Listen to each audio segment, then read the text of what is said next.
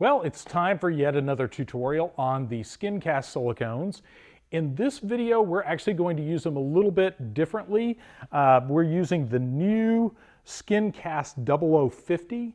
And the OO50, that's actually measured on the 00 scale. So this is not like a short A50, which would be considered a fairly firm silicone.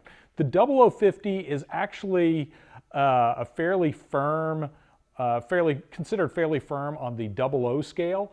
So to give you an idea, like the OO30 that we had an earlier video about, that would be like your earlobe, this would be almost like a short A10.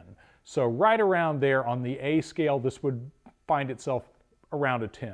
So what we're going to do today is we're going to use it to mold a skull, just the front part of a plastic skull, and we're going to use that then to cast resin skull, just fronts like this. And because this is a fairly intricate piece with a lot of deep undercuts around those eye sockets, I figured this OO50 would be a good fit for that, to allow this resin cast to pull out easily with little wear and tear on the mold. So again, so typically this is used as a casting silicone to cast like medical simulators, effects skins and dolls and things like that. But in this instance, we're actually going to use it for a mold material to, again, mold a part with a lot of deep undercuts. Now, in a previous video, we covered the process of making some simple mold walls using foam core board, and that's what we've done here. So I'll put a link at the end of the video to that tutorial, because this is a very simple process. Those of you who don't have access to a table saw, this is a great way to make simple mold boxes without a lot of expense or special tools or anything like that. So foam core board like this you can find at most office supply shops. And of course, we're using our super hot rod glue gun. This is great for this kind of work. You can pick these up obviously from Uline, but a lot better than just the traditional regular hobby store glue guns. They're not cheap, but they are well worth the investment. Now, what we're doing here is we just want to build a very simple mold box. I'm shooting for about right around a ½ inch clearance all around, because this is a fairly shallow mold, and we're not going to be using this for foam casting. So we can have this, the mold walls fairly thin here, so we can just dump resin into this and pull it right back out. But that said, if we were casting foam, one of two things: we would either make a wider margin, a little thicker margin on this mold, or go to a firmer silicone. So something like a short A20 or even a short A30, just so it would withstand that pressure, because this is such a shallow part. If we've got really thin walls and a really soft silicone, when we go to cast a material like expanding foam, it's going to have a tendency to distort that. So again, we've just scored that foam core board, and we're going to wrap it around like this, and what I'm going to do is use another piece of foam core to close that gap right there. And I can't stress enough, foam core is just one of the most convenient materials for these kind of medium to smaller size molds. Again, we want to take care to make sure we have a relatively even margin around our piece. But the whole point of scoring it like this rather than making a rectangular box is that gives us a little bit more conservative use of our silicone. If we make a rectangular box, we wind up with, on a piece like this, it's basically an oval shape, we could wind up with a lot of wasted silicone in those corner areas. So since this is just a very simple one-piece mold, there's no point in overcomplicating this part. Now, the whole reason for what I'm doing here, joining this up, is I like to try anytime I can to use one continuous piece of foam core board, just so that inside doesn't have to have a whole bunch of hot glue seams, because any seam is a place where that could leak. So I had just enough to make it all the way around our skull, and now I'm going to close it up with one more little piece of foam core board.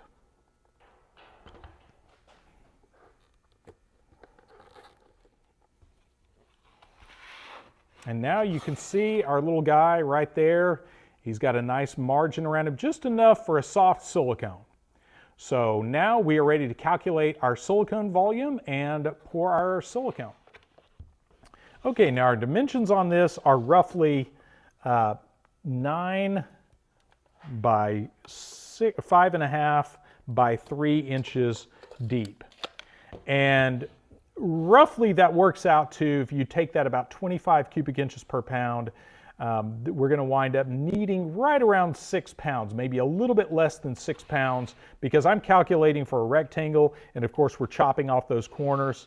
So that's basically my math, is right around 6 pounds. Now, one thing you can do, if you don't want to do the math on a shape like this, because right now I don't really want to get into the geometry of trying to do that oval shape, but when you're doing something like this and you want to get it as accurate as possible, one way you can do it is with dry rice. And we've got a tutorial where we show that, where you pour in dry rice. You can use it both in a mold to determine the volume of a mold, or in a mold cavity like this, where you're about to pour a mold, and then dump that back out into a mixing bucket, and then you have a volume ratio, or a volume that you can break down into how much silicone you need.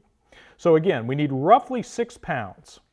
Now I'm going to spray some release on this, and real important, this is a good time to go over, just once again, for those of you who have not made a lot of silicone molds, or especially platinum silicone molds, real important, anytime you're working with platinum silicone, like the 0050 we're using here, you want to be really sure, and if need be, run a test, that everything coming in contact with the silicone, the pattern, the mold box, the hot glue, all those things, that they're compatible with your silicone and don't cause cure inhibition, which of course means that your silicone doesn't set up. So that goes for the release agent as well. Every part of that process needs to be compatible.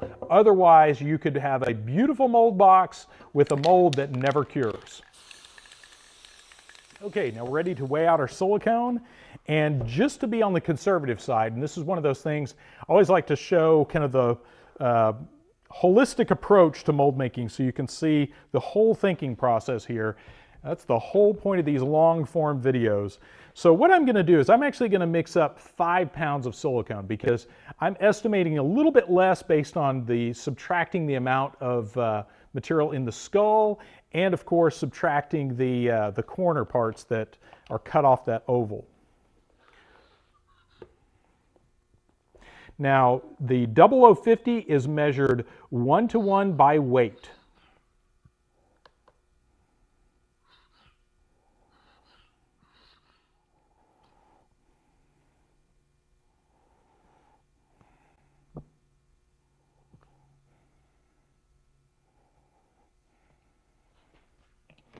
Now we're going to go ahead and take this and vacuum degas it.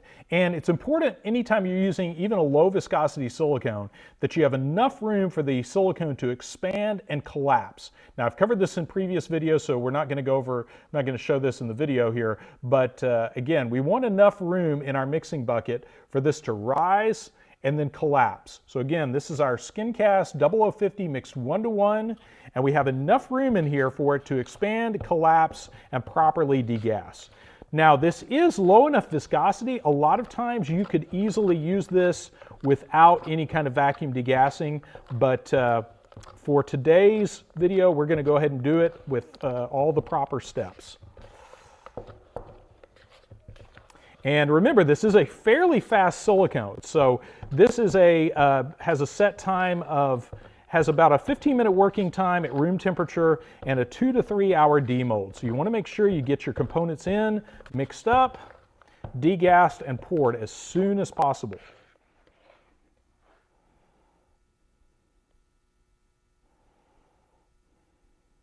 Now again, this is 5 pounds of silicone, so we're going to see if my estimate is right, if shaving off a pound off my estimate was appropriate. And wow, it looks like it is.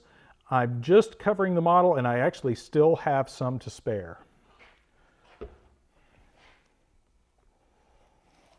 So we're going to use some of the leftover silicone to pour up one of our little ear models we use here at the shop.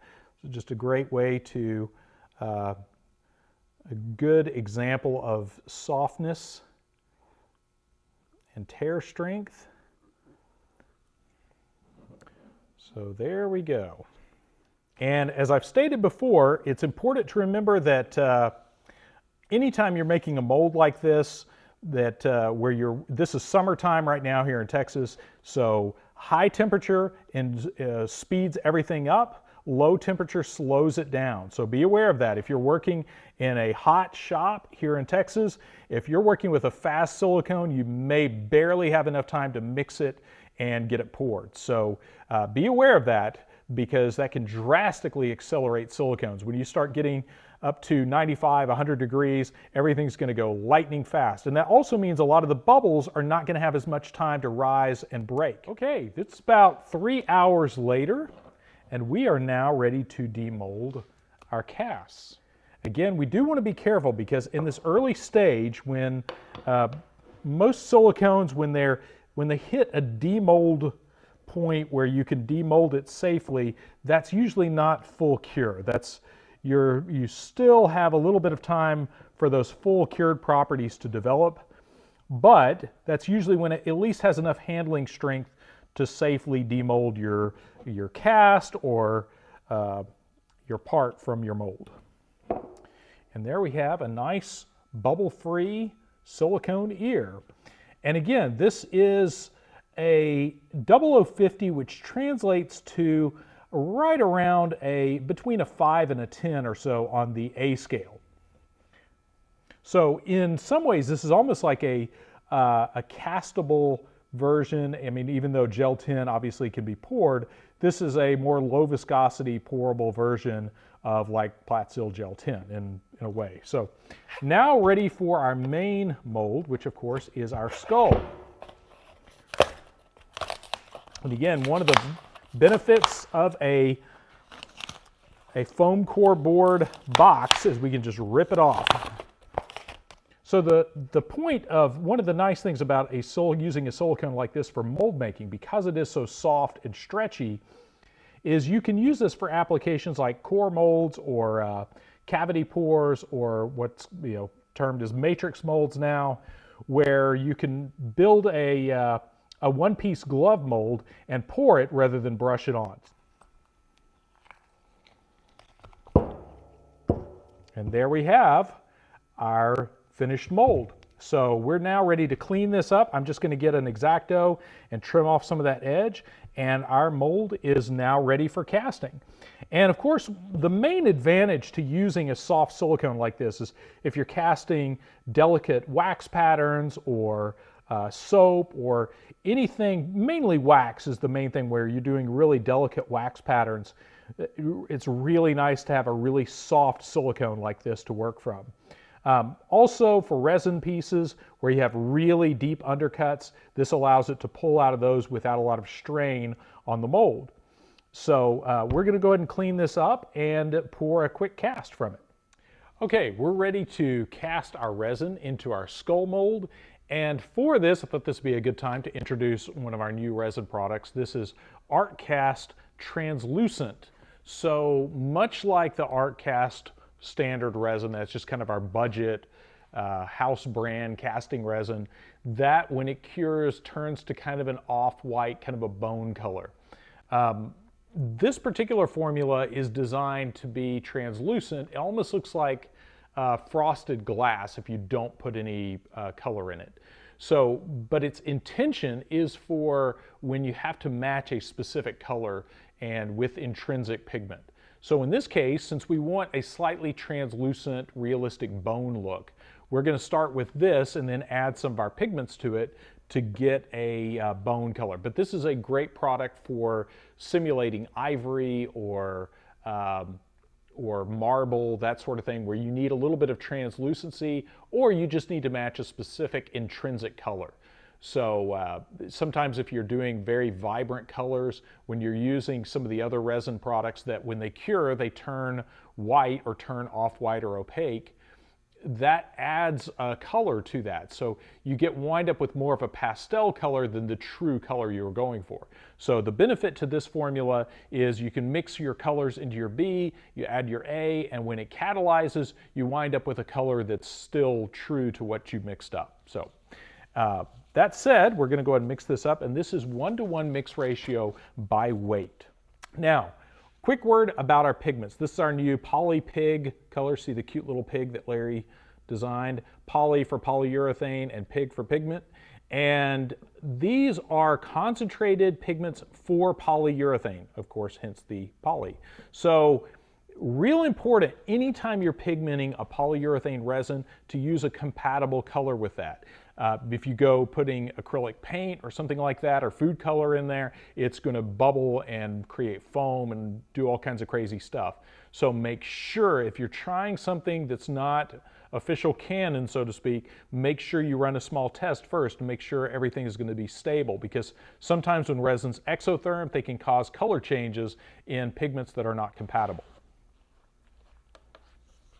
Now again, this is mixed 1-to-1 by weight.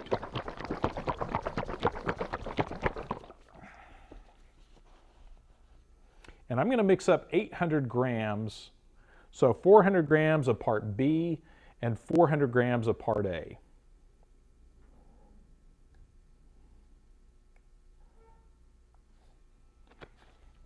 And as always, anytime I'm working with a product like this, always like to set the component I just poured out of the way, just so I don't accidentally reach for that a second time. That's one of the saddest things to mix 2 Bs or 2 As.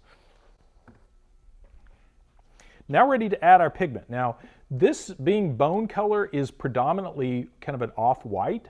So we're going to start by adding a little bit of white. And then we're going to add just a very small amount of yellow and a small amount of brown.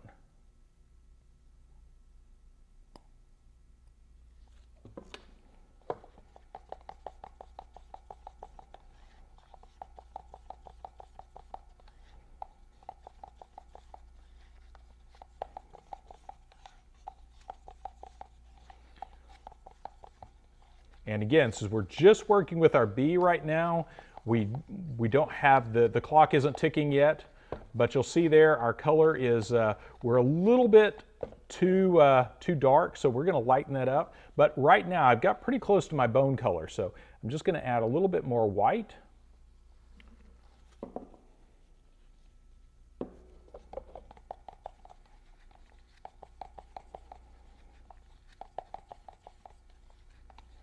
And this is also good for teeth and horns, that sort of thing, or if you're casting tongues to go in the mouths of creatures. Any kind of hard plastic part that needs to be translucent, this is an ideal formula for that. So now we're ready to add our part A. So we're just going to tear out our scale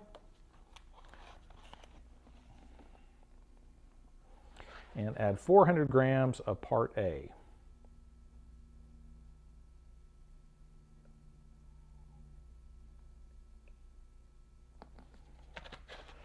If you're in a really humid environment like South Texas, like Houston or New Orleans or Florida, make sure you spray a little shot of polypurge in once you're ready to close up your part A, because humid air will attack that and destroy that part A. Okay, now remember with the ArtKast Translucent, we have a 3-minute working time, and remember that starts as soon as those components go together. So even while I was jibber-jabbering about humidity, it was starting to catalyze. So make sure that you get everything stirred up and poured as soon as possible. And the longer it stays in a cup, in a thick mass, the more chance you have of that kicking off even faster. So again, you want to scrape the sides and the bottom of the container, and that shouldn't take more than about 25 or 30 seconds of good, solid mixing.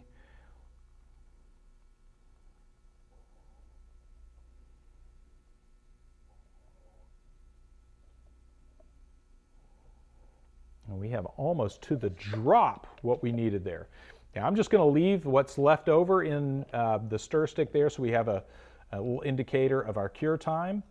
And you'll notice that that's a fairly low viscosity resin, so most of the bubbles are just going to come right up and break. But there is enough time. 3 minutes is pretty fast, but if you needed to, you could pressure cast. That's 3 minutes is about as fast a resin as I would try to pressure cast, but it can be done. Now, another word real quick about when you're casting into a mold like this, if you got a lot of little intricate details, one of the things I do is warm up my molds. You might have seen that in previous tutorials where I'll put a work light over the mold to warm that that surface of the silicone to maybe around 100, 120 degrees. And you see a big improvement in highly detailed casts doing that rather than just pouring into a cold or room temperature mold. So we're going to let that set, and we're going to come back and demold it and check out our very first part cast from a new 0050 silicone mold. Okay, our resin has set up, so we are ready to demold our resin skull part out of our, again, beautiful 0050 mold. And again, just quick recap, the whole point of using a mold rubber this soft is so that we can deal with these really deep, pronounced undercuts like we have here.